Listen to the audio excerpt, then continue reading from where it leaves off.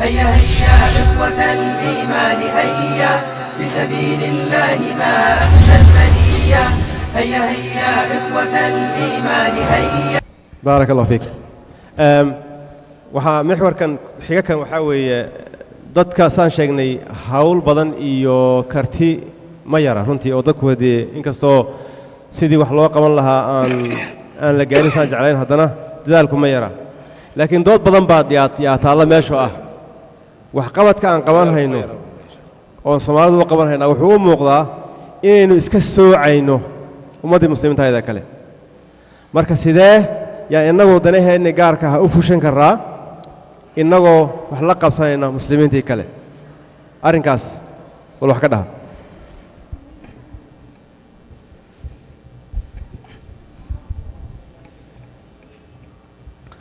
بسم الله الرحمن الرحيم. horta dadka muslimiintu waa qayb aan ka mid nahay oo kama socnaan karno oo salaadan wada tukannaa oo isku caqiidaan nahay oo waxaa inaga dhaxeeya islaamka inaga dhaxeeya inaan qayb ka midana aan nahay weliba aan noqonno qayb actifa oo muslimka wax tara oo xoog ku ziyaadiya waxtar ku ziyaadiya inaan noqonno dee waa wax loo baahan yahay innagoo nambarkeenna uu badan yahay magaalo walba aan tagnana laga yaabo nambar ahaan muslimiintu inaan wax badan ku kordhin karno haddii aan nahay dad iswaafaqsan oo islaamnimadana ka run sheegaya waxna hadda innagay noo gaar yihiinoo duruufteenna khaaska ah iyo carruurteennii maasha allah faraha badan iyo khilaafaadka caa'iliga iyo luqaddeenna oo dad badanoo cusub mar walbaba ay soo gelayaan waddanka oo u baahan inay helaan dad ka soo horreeyey oo khibrad leh oo ilbixiya oo wax u sheega oo sidii waddankan loogu noolan lahaa ka dhaadhiciya dee waxaan u baahannahay marka inaan leenahay meelo inoo gaara oo aan kula kulanno jaaliyaddeenna mararka qaarkood aan wax ku barno luqaddeenna diintii aan ugu fasirno luqaddeenna dee taas innagay inoo gaar tahay mana diidayso taas inaan muslimiintii wax la wadaagno masaajidoodii ka qayb galno oon khudbadaha ka akhrino oo luqadda ay fahmayaan wax ugu sheegno oo nashaataadkoodii iyo dacwadooda aan kala qayb galno isma diidayaan macnaheedu ma aha inaan annagu gaara luqaddeenna wax ugu akhrisanayno ama barnaamijyo gaara aan leenahay inaan iska soocayno ma aha dadku waa kada luqadahooda way kala duwan ma aragtay yihiin dad lunsan arrimahaas kollayba wax loo baahan yahay ma aha muslimiintu waa mid hal ummad weeye diintoodu waa mid masaajiddu magaalada meel alle meeshii aan tagnay aan salaadda ku tukannaa masaajidkii inoogu dhow jamaacadiisii baan qayb ka nahay haddana waxaa inoo jira waxyaabo inoo gaara oo la rabo dhammaantiin inaad ka qayb gashaan adigoo masaajidka southka ku tukanaya iyo mid masaajidka north ku tukanaya iyo mid masaajidka westiga ku tukanaya mid eastiga ku tukanaya dadka kale muslimiinta la tukanayo wixii kaaga baahanna kala qayb qaadanaya ayaa lagaa rabaa ummaddan walaalaha ah ee muslimiinta ee soomaaliyeed inaad waxaad ku caawin kartana markii laisu yeero in laisu yimaado nasiib darradu waxay tahay markii muxaadaro laisugu yeero ama dan ummadda laga talinayo laisugu yeero boqolkiiba 5 baa timaadda ama boqolkiiba 10 aaway 9-kii kale aaway 9-kii kale say u imaan kartaa midnimadii iyo wadatashigai iyo waxwadaqabadkii haddii ummaddii cuquushoodii iyo waxgaradkoodiiba ay ka maqan yihiin marna ayna doonaynin inay ka soo qayb galaan oo qof walbaba uu leeyahay aniga dan masaajid aan ku tukadana waan haystaa ilmahaygana iskuulaan gees waan haystaa danka ma lihi marka walaalayaal wixii soomaali ka dhaxeeyana aan u midowno oo waxyaabaha hadda la sheegaya ka mid tahay inaan awlaaddeenna iskuul aan ma aragtay aan u samaysanno iskuulkaasi faa'iido badan baa ka dhalanayso inay ilmaheenna diintoodii ku badbaado in dad badan oo macallimiin ahoo soomaali ah oo ilmaheenna oo jaamacado ka baxay ay ka shaqeeyaan dad kaloo muslimiinan ay ka shaqeeyaan in muxuu ahaa yacni kuwa dhalan doona kuway sii dhali doonaanna ay noqdaan meeshay maarata wax ku baran lahaayeen balse ilmaha meeshan ku dhashay ee wax ku bartay waxaa laga yaabaa inay aad iyo aad uga fahamsan yihiin xagga sistamka iyo nidaamka waddammadan dadkii ayagoo waaweyn yimid marka in ilmihii annaga aan u diyaarinno wax alla waxaan u diyaarin karno oo iskuulladaasi iyo yacni santaradaasi iyo ay ka mid yihiin dadaalna aan ku bixinno dantoodana aan ka shaqayno tan labaad dadka cusub ee mar walbaba la keenayo ee yani laga soo qaaday xeryaha qaxootiga ee aqoon hore aan lahayn mid diineed iyo mid kale ee iskuul midna aan lahayn in wax loo sheego oo mujtamaca maaragtay yacni meeshii wax loogu sheegi lahaa wax lagu bari lahaa waddanka siday ugu noolaan lahaayeen loogu sheegi lahaa workshopyo ama seminaaro ayaga anfaca loogu sheegi lahaa haddii aanan lahayn meelo inoo gaara suuragal ma noqonayso marka waxay la tahay waa labadu isma diidayaan inaan dadka muslimiintana qayb ka mid aan ahanno waxtarna weynna aan ku yeelanno inaan annagana umuurteennii si gaara u maaraysanno isma diidayaan bay ila tahay hadday mashaayikhdu ku darayaan yacnii nuqtadaas wax kalena ayagana uga baxaya wallahu aclam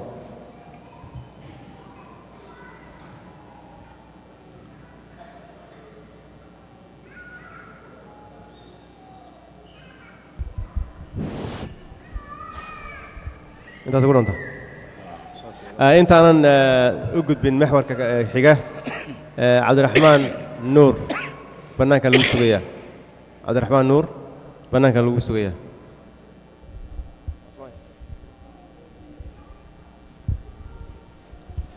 su-aasha aan doonaya inaan ku soo gebagabeeyo ilaan su-aalaha la ii soo diray runtii aad bay u badan yihiin waxaa ilaa iyo 50 su-aalood baa la ii soo diray inkastoo isku soo laalaabanayaan 53 meelaha su-aalood wax qoraalaha iyo wax text igu yimidba marka waxaan u malaya reer Edmonton inay extension ama ay dheerayn doonaan muddada mashaayikhdu ay joogaan si uga jawaabaan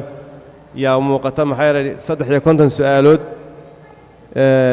waqtigaygu lama ekaan doono waxaa kaloo iyadana aad ka hadasheen oo gaar ahaan sheekh mustafa aad ka hadashay in innaga danteenna halkan ah aan xoogga saaro oo arrimahan Soomaaliya hadday noqdaan arrimo qabiil iyo politics waxyaabaha intaan iska duugno aan ku ekaanno halkan laakiin waaqaca jira waxaa weeye Soomaaliya arrimaheedu one way or another wayna taabanayaan wayna taabtaan wixii guriga aan kaga soo sheekaynay ama maqaayadahan kaga soo hadlayna hadhow suu soo ordayo masaajidkii ama markaska islaamka wuu soo gelayaa sidee marka arrimaha faraha badan ee kulan ee ka jira dalkeena gudihiisa ka jira sidee ugu sahlan oo lagu handal gareyn karaa ama loola tacaamuli karaa ma inaan iska ignore gareyno nin walba aamusaa mise waxaa jirta waddan arrimaha ka wada hadli karro oo suuragal ah macquul ah inaan ku kala jabin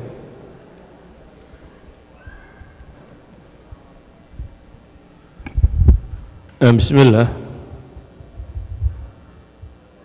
qadiyaddan ka hadlaya maaha in Soomaaliya wax laga qabanin ee waxaan ka hadlayaa waxa weeyaan inaa idinku wax wada yeelan kartaan waxaan si ogay in badan oo ka mid oo dadka dibadda jooga Soomaaliya way ka sheekeeyaan wax kama qabtaan ninka halkan daala ama islaantu eriday ama shaqo waayeen xagga uu wasiir ka noqdaa intuu tago wax kale oo geeysano macna leh ma jirto kolley waan ka mid ahay diasporiga waddanka ku noqday laakiin ma rumaysani diasporigii dhulkan ka tegay waddanka tegay inay waxba soo kordhiyeen wax macna oo ka gedisan wixii waddanka yaallo ay keeneen maan arag inta aan anigu ka warhayo walidaalka halkanna waa ka sheekaysan waa fadhi ku diruruun fadhi ku dirurkana iskaba daayaan odhanla dantiinna ka raacda inaad uun iska cadhaysiisaanoo midba mid ka cadhaysiiya mooyaane waxba kale kordhin maysaan muranka Soomaaliya ka yaalaana halkan cid joogto oo xallilaysaan uu garan maayo cid joogto halkan wax ka qabanaysana garan maayo waxa ugu badan ay qabataan waa mid siyaasi oo idin yimi oo xoogaa u laabtaan kaasina macno badan ma samaynayso marka anigu kolley ra'yigayga shakhsigii wuxuu yahay waxba kama taraysaan waddankii waxba ha isku xiijinin ee idinku ha goblamina uun nin waliba 6 buu dhalay 7 buu dhalay tan qola waxaan u tilmaamayay waddannadan reer galbeedku human beingka ay deficit kaga jiraan oo dee way kori waayeen dabeetana dad ajaaniba bay qaateen si tiradii shaqaale loo baahnaa loo helo innagaa nimi innagu waynu buuxinnay booska ah warshaddii carruurta dhalaysay baynu nahay iyagu waxbay dhali waayeen innagu 7 6 nin waloo halkan jooga iyo nin waloo halkan joogtaaba 7 6 8 bay keentay waynu biirinnay intaynu biirinnay bayna haddana goblanna 7 6 8 midna af Soomaali kuma hadlo inta ay yaryar inuu kula joogaan marka weynaadaan way iska tagayaan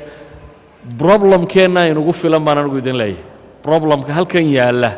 haddaynu rabno inaynu wax qabanno oo dad camaliyana noqonno kanba inugu filan haddaynu wax qabanayno ama Soomaaliya war waxba ka qaban maysaana ku xiiqina inta joogta ee ku hawlan ilaahay ha u fudaydiyo waxay ka qaban kareen inay ka qabtaan laakiin dadka halkan jooga waxba kama taraysaan waxna ka qaban maysaan Soomaaliya ee tiina ha seegina problemkiina haddaa wax ka qabataan markaasaa Soomaali wax tarteen idinku wallahu a'lam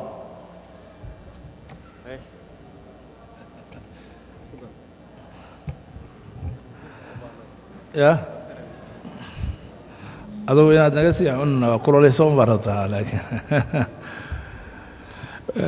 walaalayaal waa sidaa sheekh Mustafa sheegay waxa weeye sida hadda ayaba aan niri wax qabadka xataa dalkii camaliga ah wax lagu qaban karo wuxuu noqon karaa marka annaga halakan aan waxaana si fiican u agaasin oo aan dad wax leh noqono oo dad wax soo saara noqono oo dad aqoon fiican loo muslin ah oo Soomaaliya soo saarno taas haddaan samayno wanaag weyn baan u qabanay dalkii iyo dadkii iyo ummaddii waayo dad Soomaaliya oo haddana muslina oo haddana wax bartay baad u soo saartay shaqo ka weyn ma jirto iyo macruuf ka weyn oo dalkii iyo dadkii ummaddii Soomaaliya la oran jiray aad u qaban lahayd ma jiro laakiin markaana dadna u soo saarin adigina aadan joogin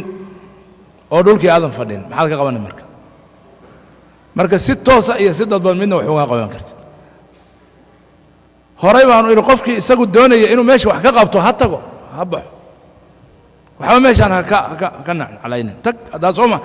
maskax iyo caqli iyo waxbaad haysaa soo maha iyo xoolo iyo adduun tag meesha wax ka qabo haddaadan tegi karin soo maha waad ka soo carartay waaba naftaadii baad ka soo kaxays ubadkaagii waad ka soo kaxays wax walba waad ka soo kaxays soo maha bal tan ku aad marka challenge baa halkan ku haysta ilmahaagii waa lumayaan danahaagii waa lumayaan adigii waa lumaysa marka haddeen halkan wax ka noqonno waa jiraan dalal badan oo dibadda laga dhisay way jiraan door weynna way qaadan karaan dadkan dibadda jooga haddii ay si dhab ah wax u shaqaynayaan laakiin maaha fadhi ku dirir iyo makhaayad lagaga sheekeeyo oo lagu dagaalamo haddana lagu kookoo oo qadaayaagii xagga inta la soo qaado cudurradii halkan lagu beero oo reer iyo qoys loogu kala jiro marka taas waxba ma tarayso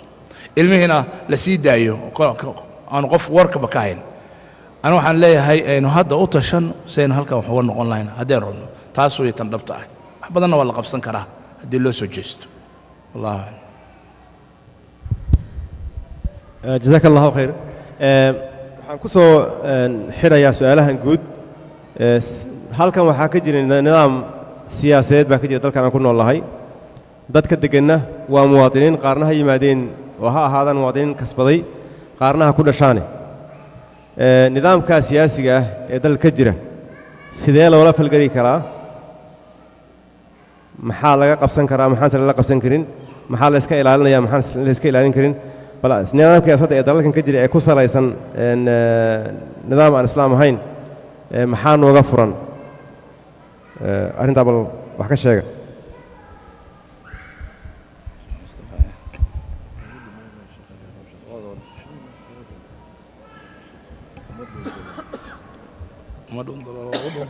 meesha intaa waa fadhideen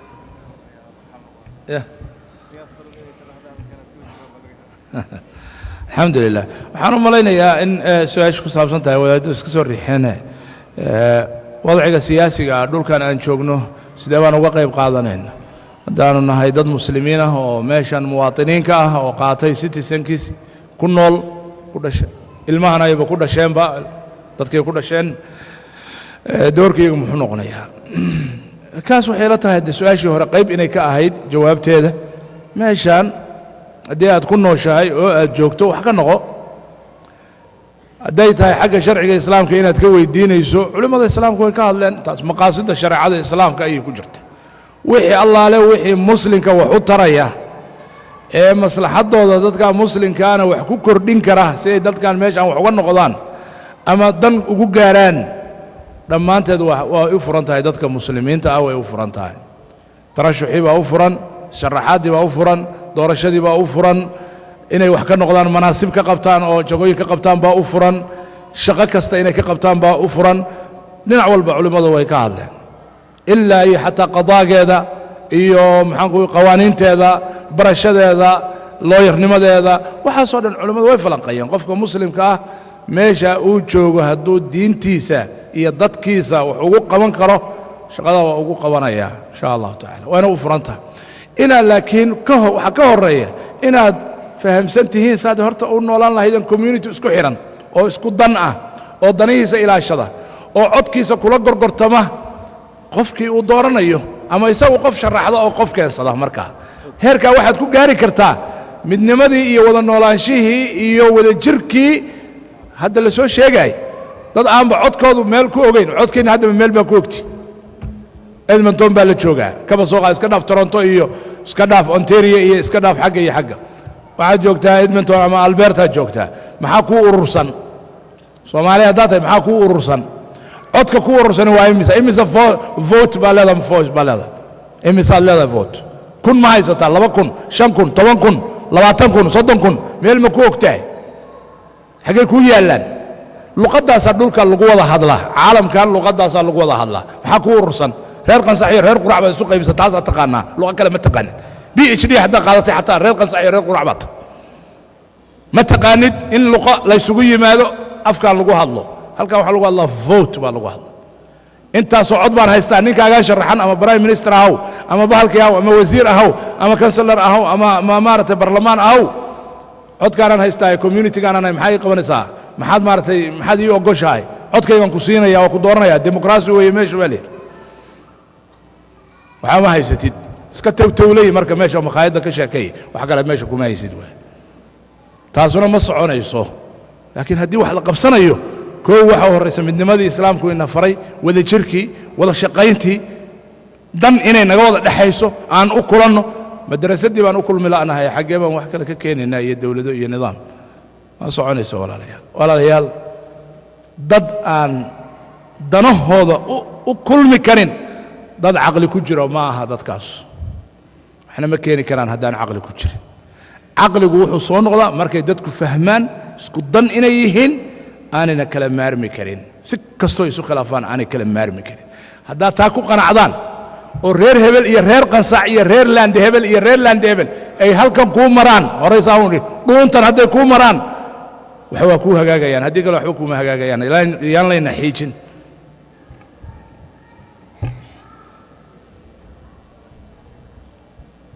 waa ka baxay wax sharaxaya ma jiraan waa intaan fatwada ayna qalalin gacantaaga waxaan doonayaa inaan sheego su-aashii la xidhiidhay iskuullada in iskuul islaamiya la sameeyo waxaa soo baxay talo ah in berri galabtii isniinta arrinkaa laga wada hadlo marka hadda yaa iman haya iyo xaggee la isugu tegaya idinma lihi su-aasha waan soo celin doonaa insha allahu tacaala mar dambe waxaaba dhici karta in la yidhaahdo arrintaas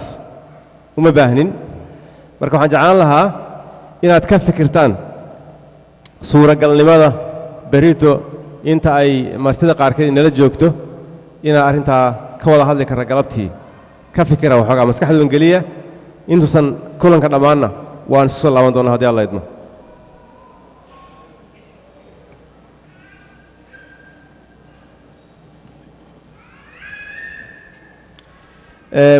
intaa waxaa marka ku eg maxaawirtii guud oo aynu dul marray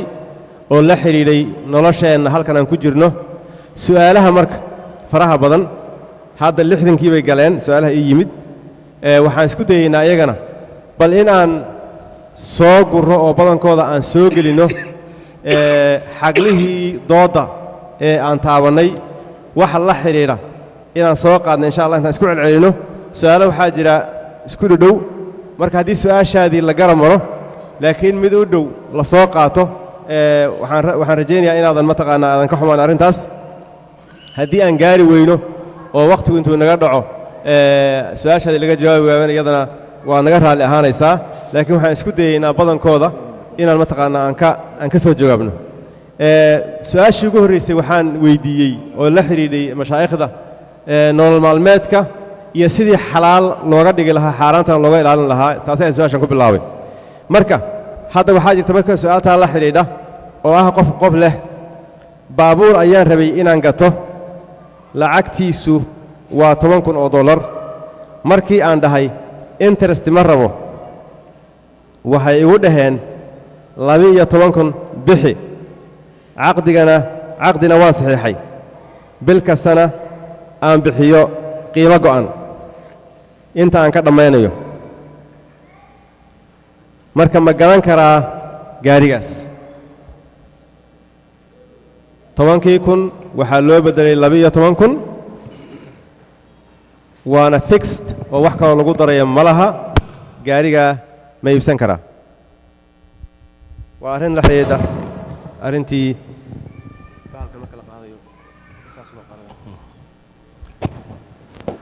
بسم الله hadduu bayc dadku ay wax ku heshiiyaan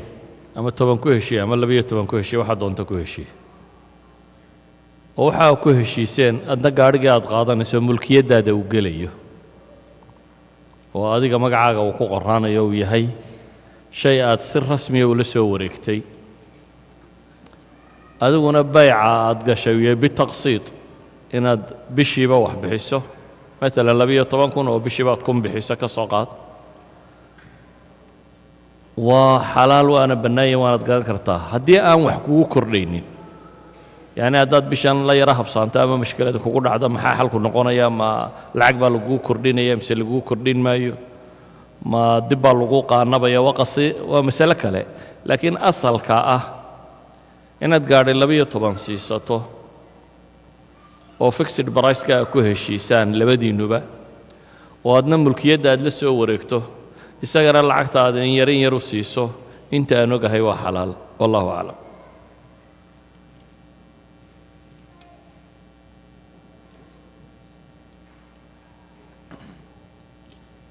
su'aasha kale waxa weeye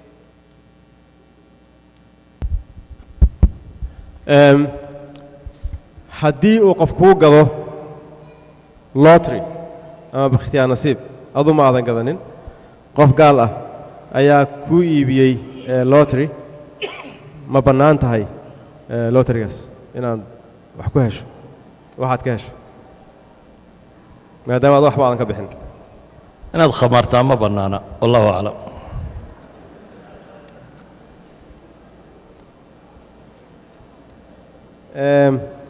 waxaa la xidhiidha taas hadiyadda la bixiyo wakhtiyada ciidda Christmasta mararka qaarkood kambaniyada iyo shakhsiyaadku waxay bixiyaan hadiyad ama gift ayay bixiyaan dadka shaqaalaha ama qofka saaxiibka la siinayo wakhtiga Christmasta ma xaaraan baa arrintaas inaan qaato الحمد لله waxyaalaha la is siiyo ama qofka la siiyo laba shay bay u qaybsamayaan waxyaala iska caadaada ama iska dhaqanaha oo qofku yani maadaama meesha ka shaqeeyo la iska siiyo ama shaqo wanaag loogu abaalgudo ama qofku saaxiibtinimo xataa uu ugu hadiyeeyo waxyaala saas ah iyo waxyaala ku xiran mabaadi iyo caqiidooyin diin ah wax diin ah ku xiran dadkaas aad la shaqaynayso diintooda ku xiran culimadu waxay yiraahdaan wixii diin ku xiran waxba laguma qaato waxbana lagama cuno laakiin wixii caadaadka iyo dhaqanka iyo shaqada iyo saaxiibtinimada iyo waxaas iyo ku saabsan iyadu wax dhiba ma laha awaayidda gaal iyo muslim kii hadiyadda aad kala qaadataan ama adigu aad siiso ama isaga aad ka qaadato laakiin wixii haddii wax caqiido ku xiran iyo diin rumaysnaanteed ah in la iska ilaaliyo ayaa loo baahan yahay haddii ay qofka markaa muslimka ay xaraj uu arrinkaa ku gelayo daruuro yacni masalan ama uu ka baqayo shaqadiisi inuu ku waayo ama dhibaatooyin kale inay ka dhalayaan wuu qaadan karaa wuuna ka takhallusi karaa sidaasuu samaynaya sida waxyaalaha muxaramaadka ah oo kale wallahu tacaala aclam su-aasha xigta waxaa waaye maxay diintu ka qabtaa inaad ku tukato guri oo gaalo deggan tahay oo sanam iyo ayaal ay joogaan guriga gaalaa iska leh waxaana ku dhex jira sanam iyo ay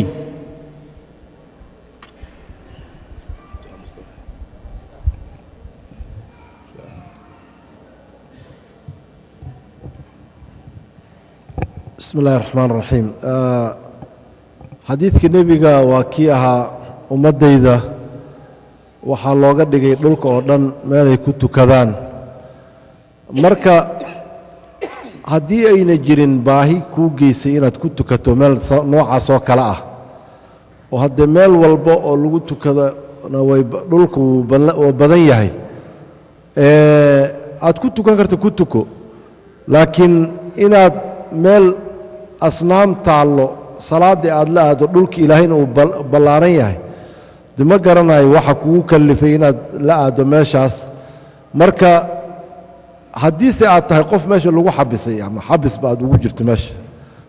oo aadan ka bixi karin salaaddiina wakhtigeeda uu joogo hadda waad tukanaysaa ilaahay baad u tukanaysaa adiga sanam u tukan maysid markaas waa gaar haddiise ayna jirin wax kugu kallifaya ha ku tukane meel bannaanoo yacni aad ku tukata ayaa badana dhulka ilaahayna meel lagu wada tukado weeye meel yacni asnaam iyo sawirre iyo wax la mida yaallaan ha ku tukanaya ku tuko meelahaas dhulka ilaahay ballaaran wallahu aclam جزاكم الله خير الجزاء وحان الحمد لله waa sida sheekhu sheegay waxaa keeni kara mararka qaarkood qofkii dan inay ka gasho ama duruufo ay jiraan uuyan bannaanka ugu tukan karin ama cabsi ha noqoto ama qabow ha noqoto ama waxyaalo kaleeto oo jira baa dhici karo aan xabiska keliya ahayn marka hadday jirto xaajo amase waxaaba dhici karta dadka muslimiinta ay meelaha qaarkood inay kiraystaan kiniisad inay kiraystaan jimcada inay ku tukadaan ama inay muxaadaro ku qabsadaan ama meel ay ku qabsadaan oo dani ka gasho culimmadu arrimaha waxay dhaheen way bannaan tahay bishardi asnaamtaas iyo waxaas yaalla in haddii layska leexin karo layska leexiyo ama layska daboolo dhanka qibladana aanay kaa xigin ama dhanka qiblada laga wareegto intii layska wixii asnaamah iyo waxaas haddaanay lahaynna yacni kiniisad ahaantaas haddaadan meel kale heli karin waad ku tukanaysaa waana jaa'is in sha allahu tacaala laakiin waxaa wanaagsan inuu qofku wixii shubha ay ku jirto ama dhibaato uga iman kartaba ama diintiisa hadhow tuhme ay ku geli karto inuu maaragtay ka fogaado laakiin wixii xaajo ay keento ama dani keento waa la samaynayaa in sha allahu tacaala laa isma wallahu aclam نور على مر الزمان تألقا وأضاء للدنيا طريقا مشرقا وهدى من الرحمن يهدينا